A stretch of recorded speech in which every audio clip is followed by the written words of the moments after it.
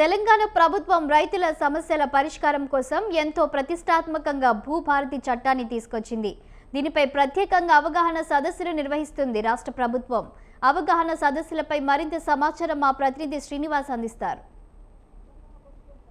చేపడుతున్న భూభారతి అవగాహన సదస్సులు ఆశాప్తం కొనసాగుతున్నాయి. ముఖ్యంగా మంచిర్యాల జిల్లా కేంద్రంలో కూడా ఈ భూభారతి సంబంధించిన సదస్సులు జరుగుతున్నాయి. ముఖ్యంగా ఏ ప్రాంతాల్లో ఎలాంటి సమస్యలు వస్తున్నాయి, మనతో పాటు మంచిర్యాల ఆర్డీఓ గారు ఉన్నారు.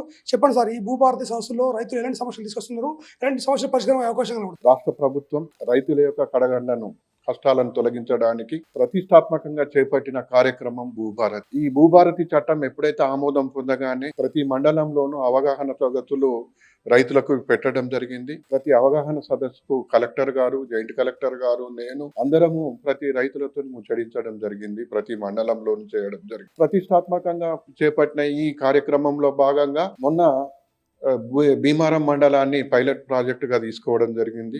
పైలట్ ప్రాజెక్ట్ లోపల దాదాపుగా భీమారం మండలంలో 12 గ్రామాలలో విశేష స్పందన దొరికింది. దాదాపు 2148 అప్లికేషన్లు వచ్చాయి. ఈ 2148 అప్లికేషన్ల లోపల 1010 అప్లికేషన్లు ఏంటంటే సాదా బైనామాకు సంబంధించినవి.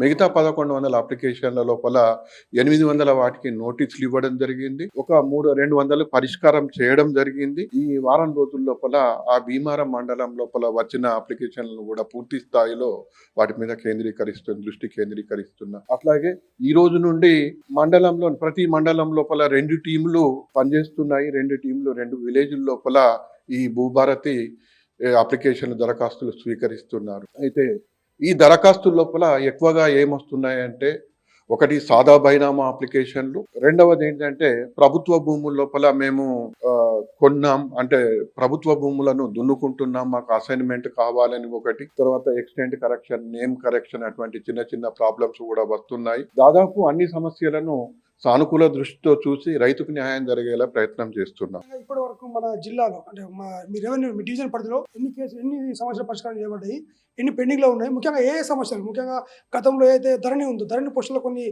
కాస్తు కాలం లేదు, కొన్ని సమస్యలు ఉన్నాయి, అలాంటివి లేకుండా ఎలాంటి చర్యలు తీసుకుంటున్నారు? భూభారతితో ఎలాంటి లాభం జరిగి ఉంది రైతులు? ధరణికి భూభారతికి చాలా తేడా ఉంది. ధరణి లోపల ప్రతి ప్రాబ్లం కు ఫస్ట్ లో ఎటువంటి పరిష్కారం దొరకకపోయేది. చాలా సమస్యలు, చాలా కేసులు పార్ట్ బిలో ఉండిపోయాయి. ఏవైతే పార్ట్ బిలో ఉన్నాయో వాటన్నిటికీ పరిష్కారం దొరకనుండి ఒకటి హౌస్ సైట్స్ రూపం లోపల ఉన్నది ఒకటి, తర్వాత పార్ట్ బిలో డిజిటల్ సైన్ కానీ ఉన్నాయి, పాస్బుక్ డాటా కరెక్షన్, ఇటువంటి వాటన్నిటికి కూడా ఇక్కడ ఈ పార్ట్ బిలో ఉన్న సమస్యలన్నిటికి కూడా భూభారతిలో పరిష్కారం దొరుకుతుంది. అట్లాగే సాదా బైనామా అప్లికేషన్లు ఏమొచ్చాయో గతంలో 2020 సంవత్సరంలో ప్రభుత్వం ఏం చేసిందంటే ఈ సాదా బైనామా అప్లికేషన్లో కూడా పచ్చ జెండా ఊపింది.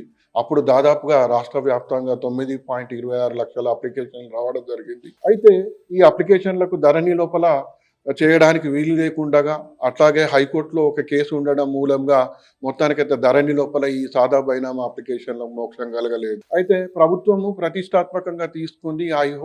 హైకోర్టులో ఉన్న కేసు కూడా త్వరలో పరిష్కారం కాబోతుంది. పరిష్కారం అయిన వెంటనే ఎవరైతే అప్లికేషన్లు పెట్టుకున్నారో వాళ్ళందరికీ సాదా బైనామా ద్వారా మోక్షం దరఖాస్తులకు మోక్షం కలగనుంది. అట్లాగే మొన్న గౌరవ మంత్రి గారు, మన ఇన్ఛార్జ్ మంత్రి గారు సీతక్క గారు ఇక్కడికి రివ్యూ తీసుకున్న సందర్భంగా నేనే వారికి నివేదించాను. ఏంటి అంటే 2020లో అప్లికేషన్లే కాకుండా ఇంకా కొన్ని అప్లికేషన్లు కూడా సాదా బైనామా అప్లికేషన్లు వస్తున్నాయి అని చెప్పగానే వారు కూడా సానుకూలంగా స్పందించారు. కేబినెట్లో చర్చించి నిర్ణయం తీసుకుంటానని చెప్పారు. ముఖ్యంగా ఈ రెవెన్యూ సంస్థ ద్వారా రైతులకు ఎలాంటి భరోసా ఇవ్వబోతున్నారు, రైతులకు ఏం చెప్పాలంటారు మీరు? నిజంగా ఒక అద్భుతమైన చట్టము, ఒక చారిత్రాత్మకమైన చట్టము భూభారతి. ఈ భూభారతి ద్వారా రైతుల యొక్క దాదాపు ప్రాబ్లమ్స్ అన్ని క్లియర్ అవుతున్నాయి. కొన్ని టైటిల్ డిస్ప్యూట్స్ అంటే అవి కోర్టు ద్వారా పరిష్కరించబడుతున్నాయి. టైటిల్ డిస్ప్యూట్స్ తప్ప మిగతా అన్ని భూభారతి ద్వారా పరిష్కరించబడి రైతులకు ఎటువంటి కష్టం కలగకుండా చూడడమే ప్రభుత్వ లక్ష్యం. ఆ లక్ష్యాన్ని చేరుకునే దిశలో మేమందరం ప్రయత్నం చేస్తూ ఉన్నాం. ముఖ్యంగా ఆర్డీఓ చెప్తున్నారు, భూభారతికి సంబంధించి రైతులకు సంబంధించిన మంచి చట్టం అని చెప్పేసి దీని ద్వారా రైతులకు మంచి జరుగుతుంది, రైతులు ఎలాంటి కష్టపడకుండా భూమి హక్కులు పొందేందుకు ఈ భూభారతి చట్టం ఉపయోగపడుతున్నప్పుడు కూడా మంచిర్యాల ఆర్డీఓ శ్రీనివాస్ గారు చెప్తున్నారు. శ్రీనివాస్, స్వతంత్ర టీవీ, మంచిర్యాల.